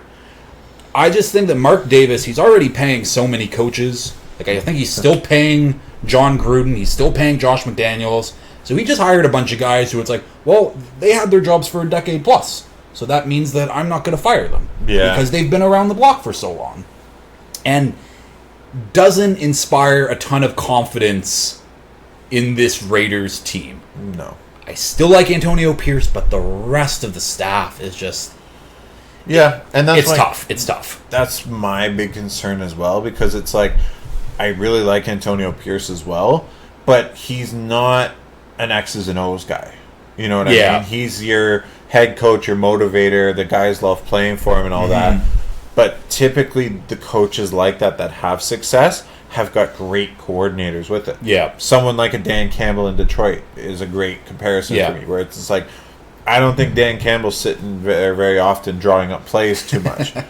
But he motivates the hell out of his team and then says, okay, now my coordinators, who are both very good, now figure out our game plan. Yeah. And I don't think the Raiders have that. No. And I also don't think that... Now, I will say, you're reading off those additions and subtractions, I forgot a lot of moves that they made, but I still don't think that they have the talent to overcome the lack of coaching. No, that's kind of my thing too, where it's like the Raiders at their best possible outcome for this year, like an 8-9 win team again. Yeah. Like best possible outcome. This is a team that is not making the playoffs, but I think that they have a relatively strong roster. I mean, if I'm just looking, they still got Devontae Adams, who trade candidate, I guess. We'll see how their season goes before the trade deadline there, but he's still Devontae. He's still great. They have Jacoby Myers as their second guy, who I like him a lot. Their offensive line is weirdly pretty strong. Colton Miller is a very good left tackle. They drafted Jackson Powers Johnson out of Michigan, who's starting at one of their guard spots. Andre James at center is solid. Dylan Parham, who he got drafted out of Memphis a couple years ago. So what was funny about him was, so he was right guard the entire time at Memphis. It's like, I play right guard. Yep. The Raiders drafted him, immediately put him at left guard. Yeah. He was not good. I think the right guard got hurt. He played like a few games at right guard. He was fantastic. Immediately put him back at left guard. He was bad again. So now they're playing him where they should be, at right guard. So that should be a plus. That Thayer Munford at right tackle, like, sure. And then their two tight ends, Brock Bowers, Michael Mayer. That'll be fun. That's what I'm excited about, especially on this offense, is how the two tight ends are going to work. Because they have to run a two tight end set. They drafted Michael Mayer in the second last year, Brock Bowers in the first this year. Yep. If you don't have both those guys on the field at the same time, bad asset management. Yep. Is what it is. They also brought in Harrison Bryant from Cleveland, who has just been a very solid number 2 tight end for the Browns. And now he's the number 3 guy. That just means to me that they should be running 2 tight end sets if you bring in a guy like Harrison Bryant 100%. to be your number 3 guy. What's bad about the offense is Zamir White and Alexander Mattison are the starting running backs. Not good. And then Gardner Minshew and Aiden O'Connell duking it out for that QB1 battle. Not great. Not great. I honestly totally forgot that they got Gardner. I thought it was just going to be Aiden O'Connell, basically, when I was making the joke last time. I mean, it's not good, but Gardner at least showed last year with the Colts that he could be a starting quarterback in the league. I think Shane Steichen propped him up a lot in Indy last year, but he's still... that team in general. Yeah, but he was still a great... Like, he did his job. Exactly. And that's kind of what you need him to do. And, I mean, it's tough because they actually... like you said, their pieces on offense are kind of fun. But I don't think that they have the coaching to creatively use it right. You know what I mean? Like, you can do so much with 2 great tight ends on the field and a threat like Devontae Adams. And a solid offensive line. But I just don't... I don't know. It just doesn't seem like it's going to click for me. And maybe they'll prove me wrong. But I don't know. I'm not feeling it this year with the Raiders at all. No. I'll quickly just talk about Gardner is... Like, the big thing with the way that Jimmy G played last year, he just didn't give Devontae a chance to actually go out, win. Gardner Minshew doesn't give a shit. Gardner Minshew doesn't care about throwing interceptions. He will give you a chance, and I think Devontae is still that guy and will still be getting... Like, I think that Gardner is way better than what Jimmy G was last year for them. And Aiden O'Connell is just... He's not very good. No. Young backup guy, like maybe a bridge starter at some point for some team, but like Gardner will be their guy for the season unless something goes disastrously wrong and he's terrible. But I think that Gardner gives this offense a better chance to be like league average compared to what Jimmy was doing for them last year. Absolutely. And Aiden O'Connell. This defense we haven't talked about whatsoever yet. And when we were talking about that coaching staff, we didn't mention DC Patrick Graham. Patrick Graham is actually good at his job. That is the one guy who I will say that has a clue. And so I am very excited, though, to see what this defense, and especially what this front four can do this year. Yeah. Max Crosby, easily top 5 edge rusher in the league. I have him in my top 3, which is tough, and I'm not going to say who's in my top 3, because off the top of my head, I can't really... it's not Nick Bosa. You're right about that. But Max Crosby is just never leaves the field, relentless. He's phenomenal. Yeah. No, he's a beast. Now, Max Crosby was the only guy on that defense last year. Now they added Christian Wilkins next to him, who I love. I still think that was like crazy overpay for Christian Wilkins, but regardless, he's still great. So they added him. Second year of Tyree Wilson, fully healthy. There was talk about him playing on the interior, and I think he's bulked up a little bit, but he'll still mainly be on the edge. But again, if you have a guy who can play on the edge a lot, but also come in and move... Gives you versatility. Exactly. Not a lot really after that. No. There's Jack Jones, the corner, who, when he's not bringing guns to airports, he's a very... I have to find a word for between like very good and average that's not just good, because good's just too broad of a term, but he is a good corner. Yeah. But this defense is, I think, it can be fun. Yeah. I think there's still a lot to be desired, but I'm excited to see what this Raiders defensive line can do, especially at this point. Absolutely. I mean, we were seeing Max Crosby putting up double-digit sacks before without a consistent interior push. Yeah. So now having, because offensive lines are almost going to have to make a choice now who to double team between Crosby or Wilkins, and it's going to open it up for one of them. So, no, I think it's going to be a lot of fun. They should be able to get home a lot. And having those two guys as your building blocks in the future, too, is a great foundation. Mm-hmm. Where you don't need to find elite guys necessarily to play with them. You just need to find good players. So, if the Raiders by chance prove us wrong and they move in the right direction this year, finding those kind of guys next summer will be a great step forward for them. Exactly. Talk about the player that we are excited to watch. Spoke about him briefly. It is Tyree Wilson going into his second year, where sky's the limit with potential for him. Just his physical profile is like the 1% of the 1%. It's just he needs to get on the field consistently, and again, now he has. I mean, Crosby was always there, but now adding in Wilkins, it just takes the load off him a little bit. But I'm excited to see what he can do for the Raiders this year. Absolutely. And I'll probably say Brock Bowers being... I'm really curious to see how he fits in the NFL, because he's not necessarily a prototypical tight end. No, not at all. Where he's not a monster, where he's going to be almost like a 6 offensive lineman. He's almost closer to a slot receiver type role. Yeah. So it's like those kind of players that kind of, in that gray area between positions, they can either be fantastic players or they can be really hard to define their role. Mm-hmm. And I'm really excited to see, because his talent is obvious. Yeah. So seeing if the Raiders can use him properly to really turn him into a beast, he could be as impactful as any tight end in the league, really. Yep. If they use him right. Totally. So. No, yeah. I mean, probably should have spent a little more time on the Brock Bowers, but Brock Bowers is fantastic. Yeah. And again, I don't trust Luke Getsy, where if you don't know how to get Brock Bowers and use him properly, just fucking go back. There's a job in the CFL waiting for you. Exactly. And we'll finish it off here. Over under 6.5 wins on the season.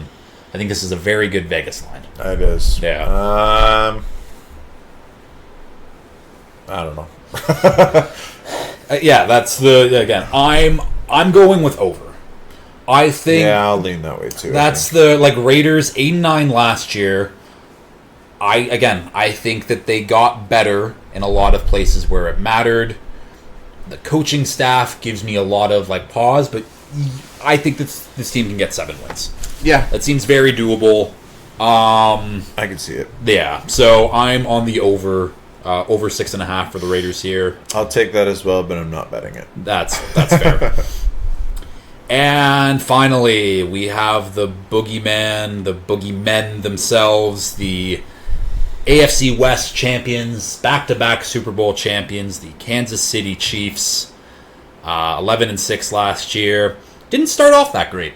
They were still the Chiefs, but a lot of the year was, are the Chiefs we're worried. They're not the best team. And then the playoffs come, the switch flips, and here we are talking about them, that they're the Super Bowl champions again. And you want to know something?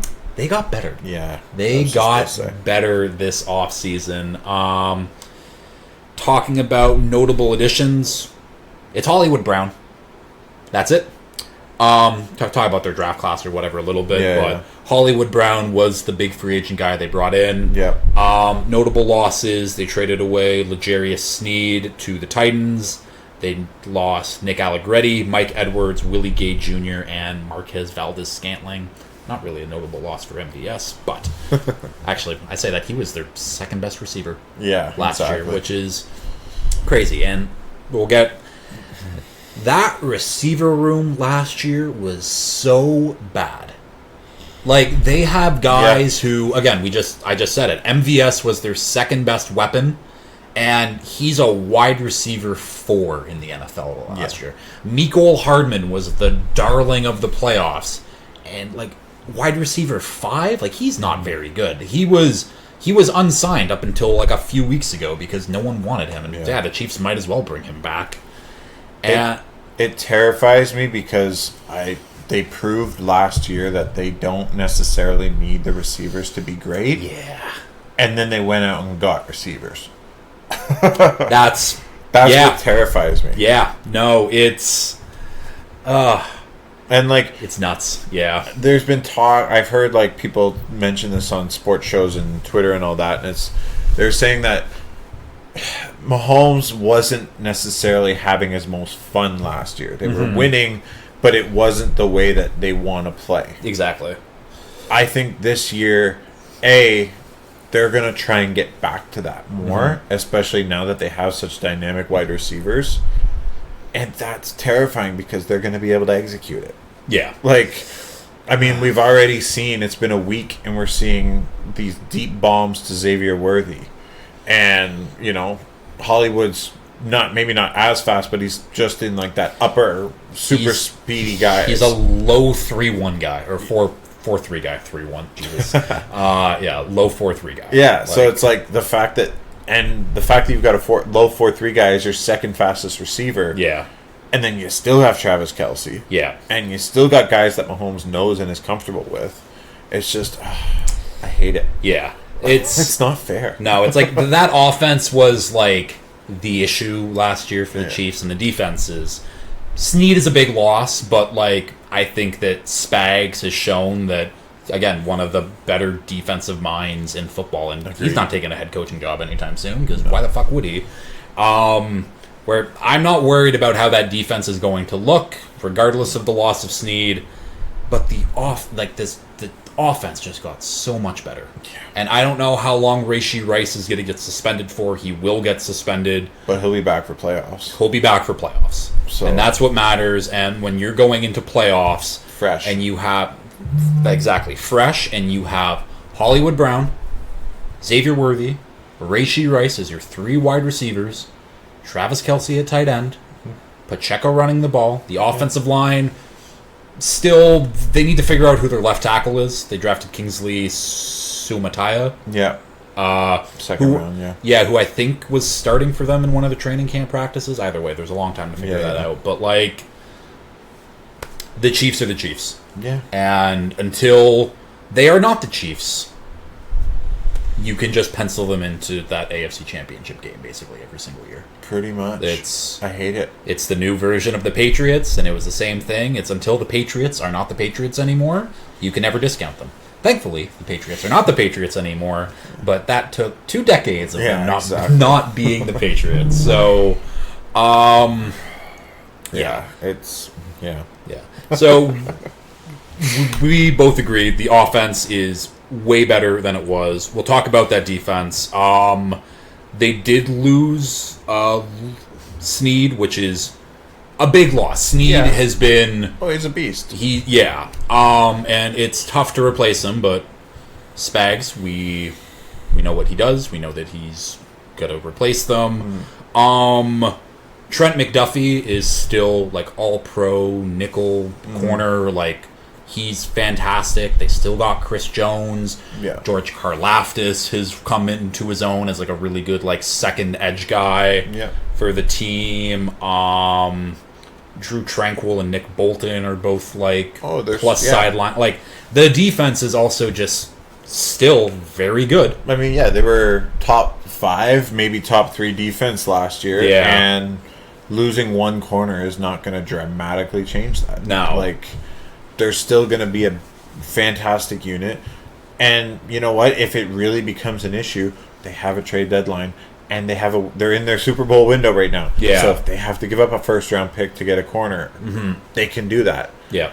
You know? Like, they could go get a stopgap, or if they want to be bold and go out and trade 3 first-round picks or whatever for someone like a Surtain, like, they have the option to do that because... Don't say that. That's... oh, my God.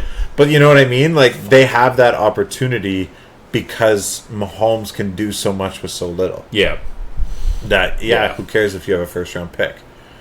It's... I don't know. They've got so much potential. I don't think the Broncos would trade that in the division, but no, you know what I mean? That would be insane. Yeah. It's just but they could make a big splash move like that if it's a real area of concern. Exactly. Or if it's just like, hey, we need a guy, go find like a average starter at the deadline, and then they'll be okay too. Like, they're the Chiefs.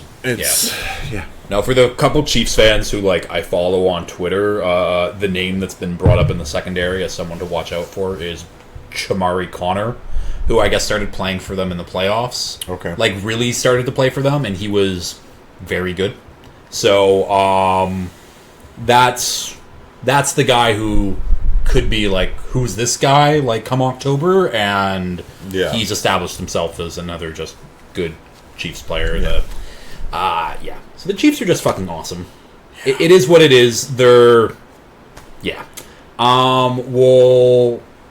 What player are we excited to watch on the Chiefs this year, other than the very obvious Pat Mahomes is... Yeah, I mean... I don't want Pat Mahomes to win an MVP this year, but, like, God, It's crazy because, like... and I'm not going to say, but I'll just touch on it quickly. Yeah. Where I think this could be one of the best Mahomes years just because of how annoyed I think he was at... Yes, they were winning, but, like, how they were playing last year. Yeah. That I think he's going to come out with all these fun new toys and just go crazy. Mm-hmm. And show people, like, I can still go, put up 5,000 yards. Because it was I saw someone say recently, it was like, Mahomes' best statistical year was like his first year where he actually started, where he got like 5,000 yards and however many touchdowns, and he's never kind of gotten back to that top statistical level. Yeah. I think that's what he wants to get back to this year, as long as it doesn't come at the expense of winning. Yeah, because like the last couple years of Mahomes has been dink and dunk down the field until you get to the red zone, and now he has 2 guys who can just blow the top off a defense. Yeah. And that scares me. Yeah. And I mean, they're not as good as this guy, but like they basically just got 2 Tyreek Hill type players back there. And just in terms of how they fit into that offense. Yeah. Like it's so frustrating. And they're gonna stop me from getting a ring again, man. Fuck. Probably. Yeah. I mean, they've literally stopped everyone from getting a ring other than the 1 year of the Rams. Yeah. Good for Matt Stafford for getting that ring. But actually, before you jump in there, I'll just say my excited player is Xavier Worthy, because I think he's going to play in that Tyreek Hill type role, and he's just as fast as Tyreek Hill. If he can establish his like actual wide receiver skills to go along with it, the sky's the limit for him, and he's in the perfect situation to maximize his skill set. Yeah. So the guys I'm excited for I'm excited for Justin Reed. He's already established very good safety in the league. But he will be doing their kickoffs with the new kickoff format, which I just think is awesome, and I think that that's cool. Mm-hmm. I'm also excited for British rugby player Louis Rees-Zammit, who I think might be returning kicks for them.